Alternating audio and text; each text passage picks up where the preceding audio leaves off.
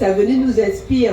Alors je vais vous lire un texte qui n'est pas de moi, qui est d'un homme particulier, guadeloupéen. Et vous comprendrez à quel point il est particulier. Kokwalam, la renaissance des déportés, d'hommes, déportés, opprimés, martyrisés, se fait par le frère Jolo, dont l'émission porte le nom. Et vous spécialement, venus pour nous initier. Pour vous, Bassa et les Sawa, la puissance des plantes a fait que nous sommes animistes. Pour comprendre un peuple, une nation, il faut comprendre sa langue. Dans notre soi-disant créole, on retrouve le Bamoun, le Boulou, le Bamileke. Ça veut dire que le lien n'est pas rompu. Et si Jacob Desvarieux savait que le mot zouk venait de chez vous, il en serait plus qu'heureux là où il est maintenant. Alors, Meyega, merci aux ancêtres de t'avoir envoyé comme initié, sorcier des Taoua, plantes. Être animiste, c'est vivre par les plantes et pour elles. L'eau leur est indispensable. C'est pourquoi nous vous offrons la santé, un coco à eau pour la libation, que nous ferons peut-être tout à l'heure. Revenez-nous pour le mois de l'Afrique et Wada Kalbes. Peuple de l'eau sera le bienvenu. Moïse. On peut applaudir. Belle parole. Alors je vous dis.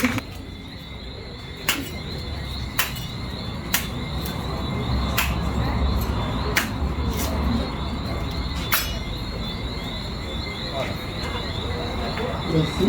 Alors, qui c'est là,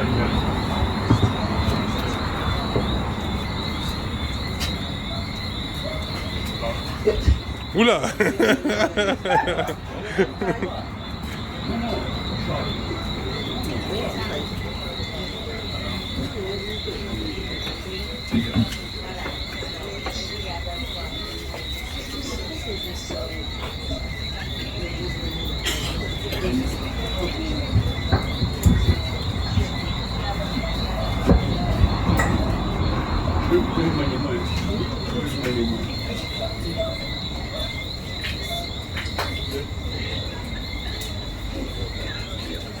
Même mon film qui me pousse, puis même l'homme n'est pas maintenant. Il n'y a pas de tuer, l'homme n'est pas maintenant comme Guadeloupe. Où? Parce que sur le bis, Babel ou Babo. Quand arrive Djouri tuer, il est bagné. Il pambe, il dim, il pam, il calme Boria Chili. Banning, Babo. Bahu diri lengen ba ilong bis dila be boro yom yok riyo di sebil be bo di sebil be len lone ba ni kenabis ni rabis di mabalun sori mon sori ngon sor be yom yok yot nji ma moma sona an lolongo nan ngui lolong mal di mabusu Mama na rin tibihin nila yun. Ni hali suni ni chinguya ba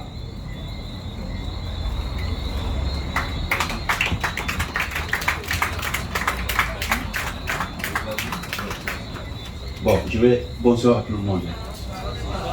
Je vais traduire en très peu de mots, parce que la libation qui est faite aux ancêtres. C'est pas aux humains, c'est à eux qu'on s'adresse généralement. Je leur ai dit que je suis Mbomboki, je suis parti de Cameroun, j'ai traversé les océans, je suis arrivé jusqu'ici. Ça c'est leur terre, c'est eux qui sont arrivés ici les premiers. Ils nous ont laissés, ils sont venus, beaucoup sont morts, beaucoup sont restés en mer, mais le peu qui est arrivé a perpétué la race. Aujourd'hui, nous nous retrouvons là, nous voulons causer, nous demandons qu'ils nous assistent, qu'ils soient avec nous. Nous n'avons rien à leur offrir, et rien du tout. Nous sommes arrivés pieds nus, mains nues, tête nue, corps nu, mais nous leur offrons l'eau de la paix. Cette eau qui va se régénérer et nous permettre d'avancer. Donc, la médecine traditionnelle africaine Bassa, elle est ainsi agencée. Pour quelqu'un qui a suivi une formation, une initiation des enseignements dans la médecine traditionnelle, au moment où il finit son enseignement, ces perles se retrouvent et procèdent maintenant à une transmission du pouvoir, parce qu'il faut comprendre que c'est le pouvoir. Il y a un pouvoir pour commander les éléments. On ne va pas cueillir quelque chose, on ne peut pas dire comme ça parce que je me suis levé, j'ai un cœur qui chauffe souvent, je veux parler à un esprit, il va sortir, c'est des conneries, c'est pas vrai. Ça n'existe pas. Il y a un code qu'on vous donne et on vous dit voici comment vous procédez pour faire ceci. Moi, je prends par exemple, dans le Mbok, je dis au bar le bouille, ça veut dire que je m'adresse à la plante en lui disant que tu étais une simple plante. À cet instant, je te transforme en une plante médicinale. Et je dis à la plante ce qu'elle doit faire. Ça veut dire que l'esprit qui gouverne la plante, le règne, se déploie pour accomplir ce que je demande que se fasse. C'est de cette manière qu'on acquiert le pouvoir, parce qu'au moment où on donne le pouvoir, on vous dit comment vous l'utilisez. Alors, je suis très honoré d'être en présence d'un Mbok. Joël Djouti nous a beaucoup parlé de vous avant d'avoir l'honneur de vous rencontrer et de cette tradition-là que je ne connais pas du tout. J'ai beaucoup apprécié cet échange. D'ailleurs, je n'ai pas perdu une miette, je me suis permis de tout enregistrer, je vais pouvoir digérer ça tranquillement. Donc merci de la richesse de votre enseignement. Moi j'ai plein de questions en fait, plein de questions, j'ai aucune synthèse à faire, mais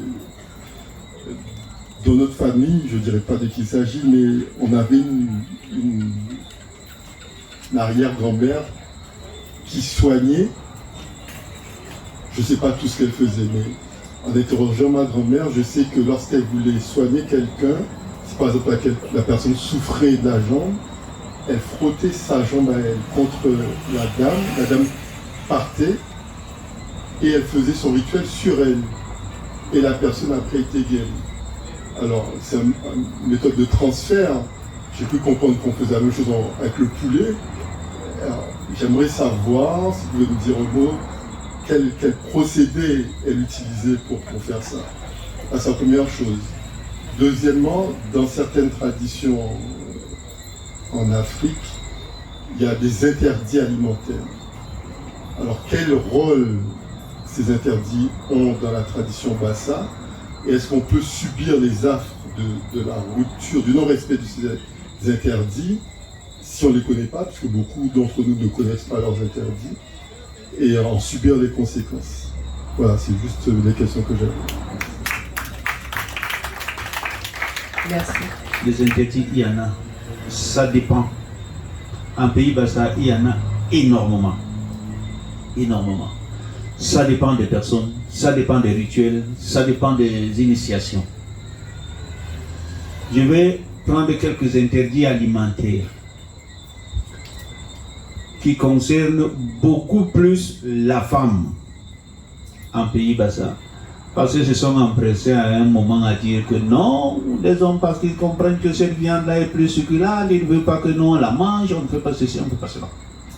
On dit chez nous, par exemple, que la femme ne doit pas manger le rat palmiste. Pourquoi la femme ne mange pas le rat palmiste? Nous, au village, quand on creuse, quand on va à la recherche d'un rat, on creuse son trou. On suit son cheminement. À un moment, on trouve qu'il a fermé. Quand on enlève la barrière, c'est là où on arrive dans ce qui fait office de son salon. Si vous commencez à bien voir ce qui constitue la barrière du rat, vous trouverez même des ossements humains. Parce que le rat ronge, il va jusqu'à la profondeur des tombes, ramasser des choses pour venir faire la barrière. On dit que la femme ne doit pas manger le rat parce que c'est elle qui procrée. Les ossements humains, c'est du poison. À force de consommer le rat qui touche et manipule les ossements humains, on finit par entendre que oh, il y a le poison là dans son corps, il y a ceci, cela. C'est pour ça qu'on a dit que la femme ne mange pas le rat. Je prends deuxièmement la vipère. On dit chez nous que la femme ne doit pas manger la vipère. C'est vrai. Pour une raison simple, quand on doit nettoyer la vipère, c'est l'un ou bien le rare reptile qui a des crochets jusqu'au niveau de la chair. Si c'est mal nettoyé, vous allez manger le crochet de la vipère. L'homme préfère prendre des risques et mourir, mais pas la femme. Il protège toujours la femme. C'est pour ça qu'il dit que la femme ne doit pas manger. L'autre chose aussi, quand il dit que c'est en fonction des rituels, ou bien de la personne. Moi, par exemple, il y a des gens qui peuvent manger la vipère, hein, c'est pas un problème. Moi, par exemple, si je dois manger une vipère, même si c'est mon épouse qui prépare cette vipère, elle ne peut même pas goûter la sauce pour savoir si le sel est suffisant. Parce que les rituels que j'ai faits m'interdisent de manger de la vipère avec une femme. Ça fait partie des interdits. Nous avons constaté aussi, on dit chez nous qu'une femme enceinte ne parle pas la nuit dans un carrefour. Parce que les carrefours dans la nuit sont le lieu où les ancêtres se retrouvent pour leur déploiement. Vous pouvez arriver là, vous vous mettez à parler, vous rentrez avec autre chose dans le ventre que le bébé qui était dans votre ventre. On dit chez nous qu'il y a un type d'animal que les femmes ne doivent pas manger. On a des animaux qui ont par exemple des mains retroussées avec des orteils qu'on ne voit pas. On a vu des femmes manger ce type d'animal et accoucher un enfant qui a des bouts d'orteils, des bouts de doigts. On a vu des femmes manger des singes chez nous, un enfant né avec une peau de singe et des poils ici ou bien à un endroit du corps. Il y a des choses comme ça qu'on dit, ça a une justification. Ça c'est un exemple que j'ai donné pour des interdits. Il y a des traitements. Par exemple, pour quelqu'un qui est fréquenté négativement par des esprits de mort, quand on te soigne, on te dit tu ne manges plus les feuilles de manioc. Parce que ces feuilles de manioc constituent le repas des ancêtres souvent. On me demande de ne pas le manger. Moi, je ne le mange pas. Bon, généralement, quand on soigne quelqu'un, c'est pour un temps. Moi, c'est pour la vie, je ne mange pas. Parce que j'ai fait un rituel qui me dit totalement, je ne peux pas manger. Donc, vraiment, les interdits sont justifiés. Pour les interdits. Et je pense que c'est la dernière question. Je vais vous donner un peu, dire aussi, bon, pour cadeau de la soirée, comme le poulet en Pays Bassa se mange d'une certaine manière. Le poulet en Pays Bassa ne se mange pas tel qu'on vient, on sert n'importe qui ou bien n'importe quelle partie du poulet à tout le monde. En pays Bassa, la tête, les pattes et le gésier du poulet sont pour le chef de famille. Les cuisses sont pour les jeunes garçons. Les ailes sont pour les jeunes filles. Cette partie du dos revient à la mère et la poitrine, une partie de la poitrine à la mère, une partie de la poitrine au chef de famille. Cela est justifié comment? C'est justifié tel que c'est l'homme qui pense pour la famille. C'est l'homme qui se réveille au premier chant du coq, il doit être debout pour commencer à préparer la journée. Et le poulet, quand il cherche avec les pattes. C'est pour ça que ces mêmes pattes, on demande à l'homme de les consommer. Le gésier regorge tout ce qui permet d'écraser parce que l'homme doit écraser et avancer. Les jeunes garçons soutiennent le père parce qu'après le papa, c'est eux qui vont succéder. Donc ils doivent avoir les cuisses. La jeune fille est supposée aller en mariage, on lui donne des ailes pour qu'elle vole. La maman porte la famille, on lui donne toute cette partie du bassin et du dos. Les flèches qui rentrent dans la famille, c'est elle qui prend une partie. Donc on lui donne une partie de la poitrine, son mari, une partie de la poitrine. Voilà comment le poulet est partagé en Pays Bassa.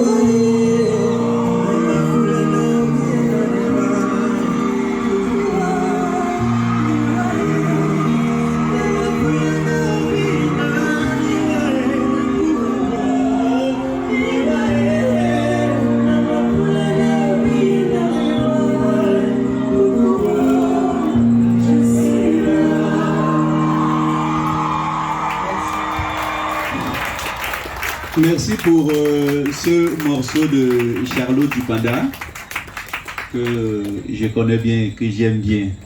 C'est une grosse surprise. J'aurais souhaité que Dr Mona chante pendant que ça passait, parce que physiquement elle a les traits de Charlot Dipanda. Je ne sais pas pourquoi elle a choisi le morceau. Je dis encore merci.